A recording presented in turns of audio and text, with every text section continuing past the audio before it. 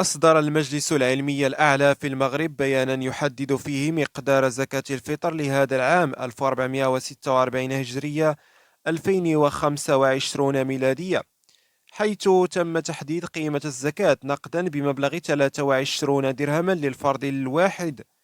وجاء في البيان أن زكاة الفطر فرض واجب على المسلمين، وهي طهرة للصائم من اللغو والرفث ووسيلة لتقديم المساعدة للفقراء والمساكين. وقد شرع الإسلام بمقدار صاع نبوي من غالب قوت أهل البلد، وهو ما يعادل 2 كيلو ونصف كيلوغرام من الحبوب أو الدقيق.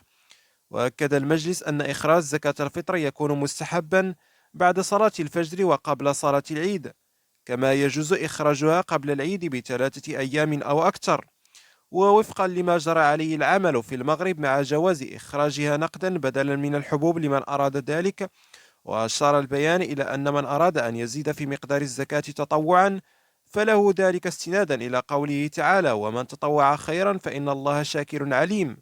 وختم المجلس بيانه بالدعاء للمسلمين بقبول صيامهم وزكاتهم وأعمالهم، راجيا من الله أن يجعلها خالصة لوجهه الكريم.